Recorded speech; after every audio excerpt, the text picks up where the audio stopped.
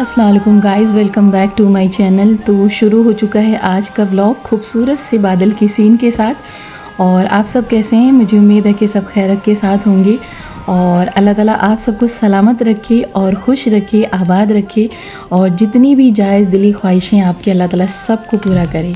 तो आप में से कुछ लोग बहुत परेशान हैं, उनके मुझे मैसेज रिसीव हुए।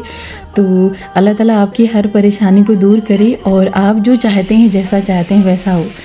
तो एक शिकायत है आप लोगों से मेरी ये कि मैं ना आपको खुद सलाम करती हूँ, लेकिन आप में से बहुत कम लोग हैं जो मुझे वालेकुम अस्सलाम का मैसेज भेजते हैं।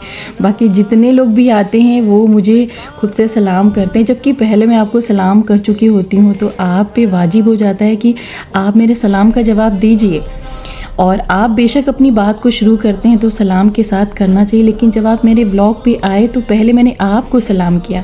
अब आपका फ़र्ज़ बनता है कि आप सलाम का जवाब दें। तो मे भी शायद आप ठीक से नहीं देखते हैं या ठीक से नहीं सुनते हैं मेरी बात को, लेकिन ये शिकायत मेरी हमेशा रहती है।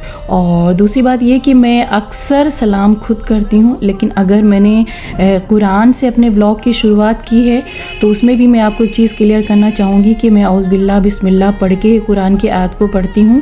हालांकि मैं व्लॉग में नहीं शुरू करती हूँ, लेकिन जैसे मैं व्लॉग स्टार्ट करती हूँ तो मैं औज़ बिल्लाह बिस्मिल्लाह ज़रूर पढ़ती हूँ अल्हम्दुलिल्लाह। और उसके बाद ही मैं आपसे सलाम करती हूँ। तो जब मैं बोल के आपसे सलाम नहीं करती तो उस दिन मैं आपसे लिख के सलाम करती हूँ। लेकिन आप में से बहुत सारे लोग चीज़ को देखते नहीं गौर से और ख़ुद ही वो मुझे सलाम करते हैं। तो ये जो है आगे से ध्यान रखिएगा। और जो लोग मुझे सलाम का जवाब देते हैं उनका दिल से शुक्रिया। तो चलिए जी, अभी हो गया था नेक्स्ट डे हमारा और अभी सुबह के तकरीबन 8:15 बज रहे थे और मैं काफ़ी देर से वेट कर रही थी कि शॉप खुल जाए और मैं जाऊं सामान लेने। तो मुझे बड़ी शिकायत होती है उन लोगों से जो सुबह के वक्त सोते हैं, और अगर मेरे हाथ में कोई पावर आ जाए ना तो सच में मैं इस चीज़ को बदलना चाहूँगी। यानी जो लोग सुबह सोते हैं ना, मैं चाहती हूँ कि उठें और इस वक्त में बहुत बरकत होती है। आप मतलब समझते नहीं हैं, लेकिन अगर आप जो है सुबह सुबह उठना शुरू कर देंगे ना तो आपको पता चलेगा कि इसमें कितनी बरकत होती है।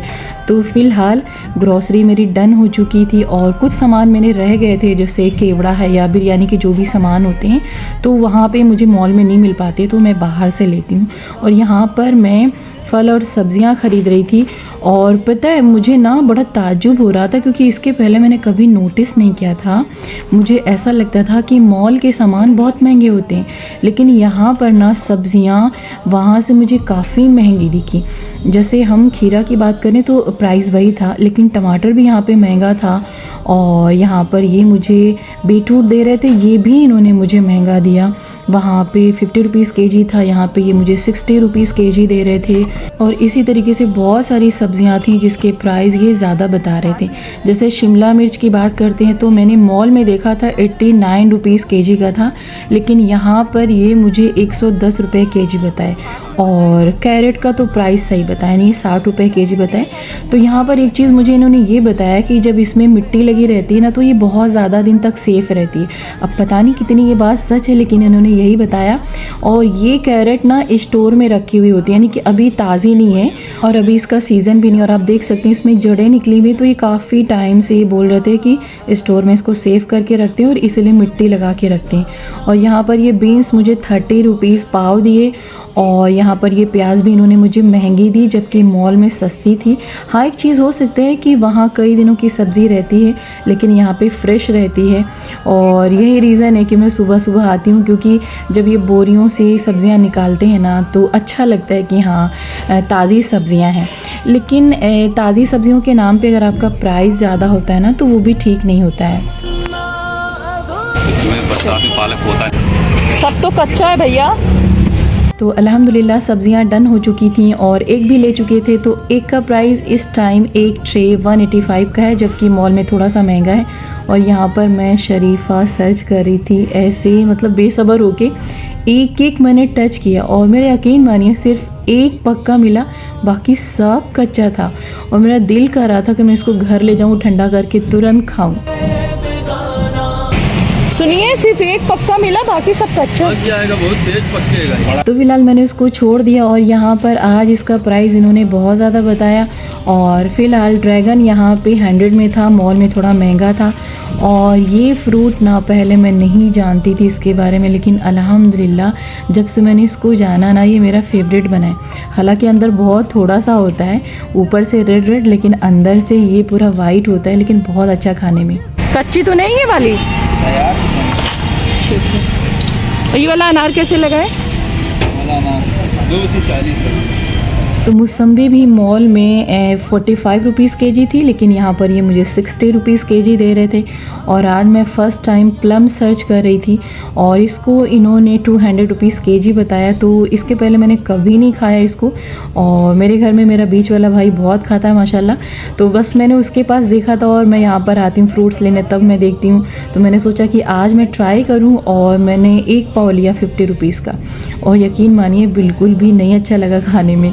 और फिलहाल घर पहुँची और यहाँ पर आलू का स्टफिंग मैं पहले से रेडी करके गई थी कचौड़ी बनाने के लिए।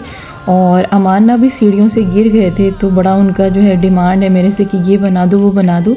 और पता नहीं कैसे वो फिसल के गिर गए 7-8 सीढ़ी से, और काफ़ी ज़्यादा चोट थी और बिल्कुल चल भी नहीं पा रहे थे। अल्हम्दुलिल्लाह अभी बेटर हो चुके हैं। तो उनके कहने पे मैं यहाँ पे कचौड़ी बना रही थी। और जब भी आप इसको बनाइए ना, तो इसके आउटर पे थोड़ा सा पानी लगा दीजिए ताकि ये खुले ना।